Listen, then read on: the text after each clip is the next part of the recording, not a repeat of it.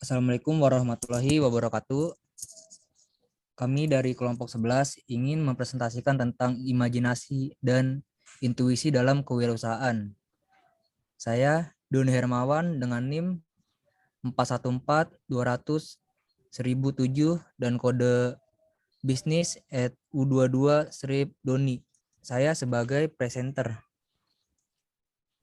Yang kedua, nama saya Toro dengan NIM 414-200-100006 dengan kode bisnis @u21-toro. Di sini saya akan menjelaskan tentang imajinasi dan intuisi dalam kewirausahaan. Next.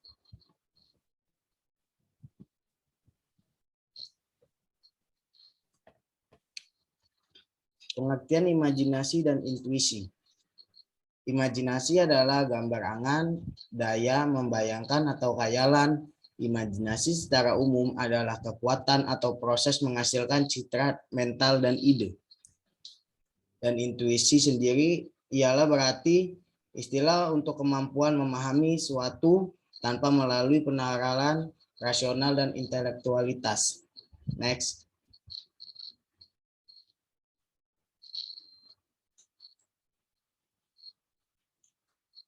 Strategi mengejar imajinasi. Menjadi imajinatif adalah bagian kreatif dalam pendekatan untuk pengambilan keputusan. Ini adalah bentuk pikiran holistik yang dapat digunakan berinovasi dan menemukan solusi. Kita dapat menggunakannya untuk mengejutkan kompetisi, untuk memanfaatkan hal yang tak terduga, untuk menciptakan produk baru atau jasa, atau untuk memecahkan masalah secara kreatif. Next. Ada berbagai kemampuan imajinatif yang dapat digunakan oleh pemikir kreatif. Pertama, mengingat.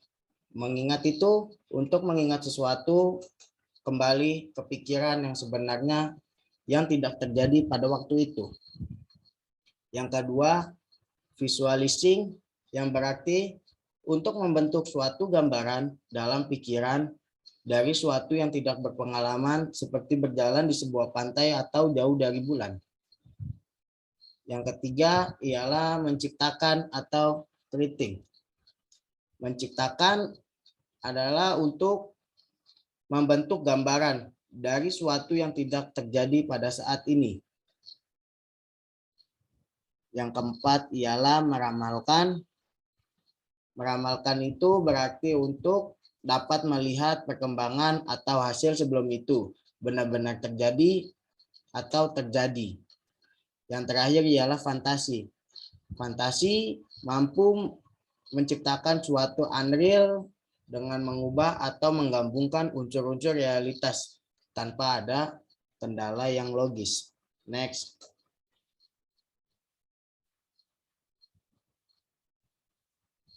Intuisi dan kondisi yang mendorong proses bawah sadar. Intuisi sendiri adalah istilah untuk kemampuan memahami suatu tanpa melalui penalaran rasional dan intelektualitas, seperti pemahaman itu tiba-tiba saja datang dari dunia lain dan di luar kesadaran. Misalnya saja seorang tiba-tiba terdorong untuk membaca sebuah buku. Next.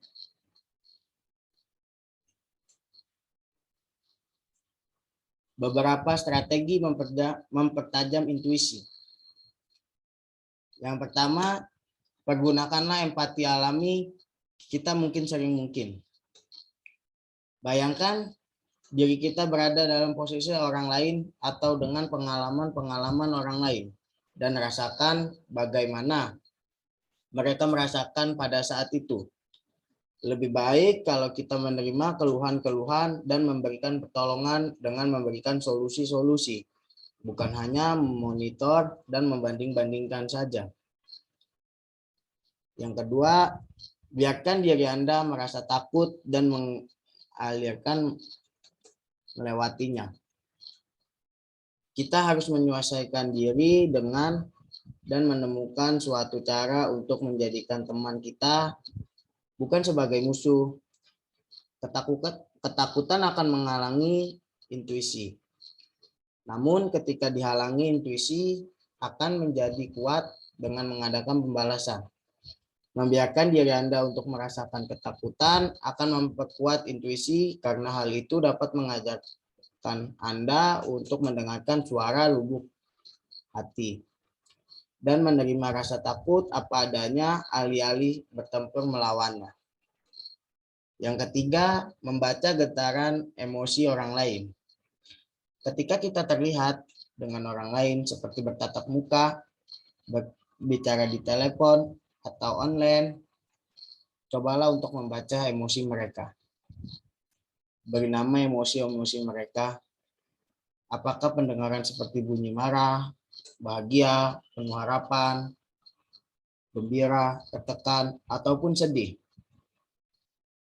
Semakin banyak kita berhubungan dengan emosi orang lain, semakin banyak pemahaman akan situasi-situasi sosial, dan semakin baik intuisi akan berfungsi.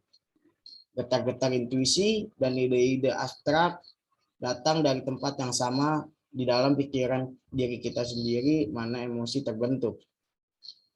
Yang keempat, temukan keheningan.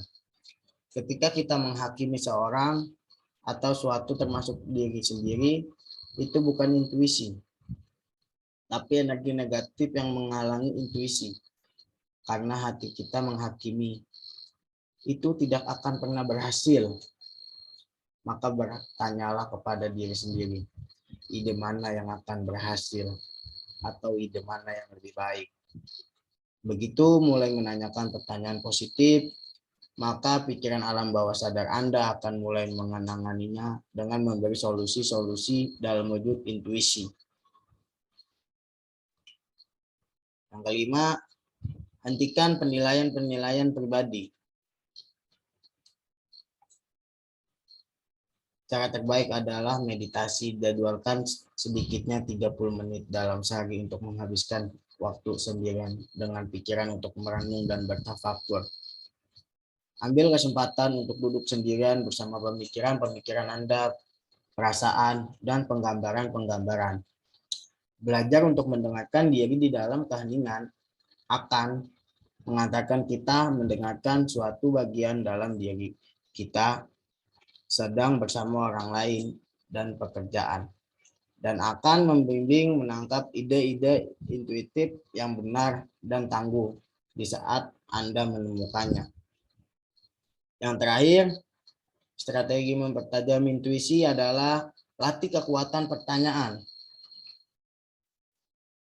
Ingin sebuah kehidupan yang lebih baik, tanyakan pertanyaan-pertanyaan yang akan memperdayakan, menggairahkan, mengaspirasikan. Pertanyaan yang lebih baik akan membawa Anda menuju arah yang benar dalam proses kehidupan.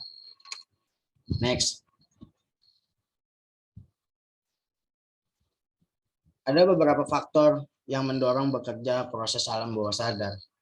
Yang pertama adalah keraguan, yang kedua sikap berani, yang ketiga pengalaman, memori, dan ketertarikan. Yang keempat sharing, yang kelima persiapan yang sempurna, yang keenam menyerah sementara, dan ketujuh istirahat, dan yang terakhir adalah batasan waktu.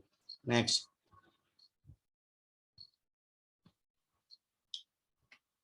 Peranan intuisi dan imajinasi. Intuisi dan imajinasi dapat mengembangkan daya kreativitas dan inovasi kewirausahaan. Kreativitas, kemampuan untuk memikirkan sesuatu yang baru dan berbeda. Inovasi, kemampuan untuk melakukan sesuatu yang baru dan berbeda. Next.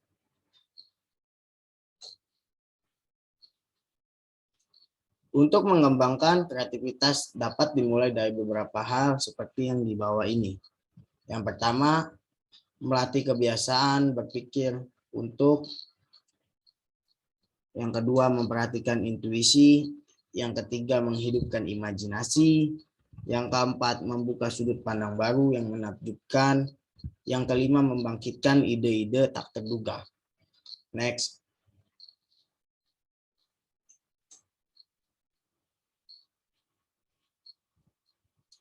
Cara meningkatkan kreativitas.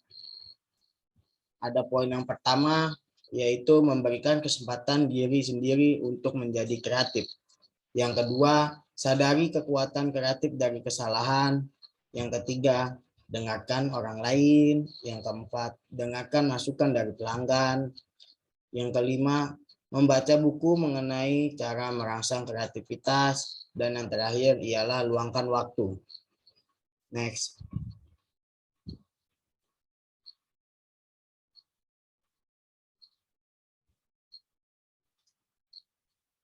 Ini adalah cuitan dari para ahli. Pribadi kamu biasanya tercermin dalam bisnis. Untuk meningkatkan bisnis, pertama-tama tingkatkan dirimu. Idowu Koyikinan.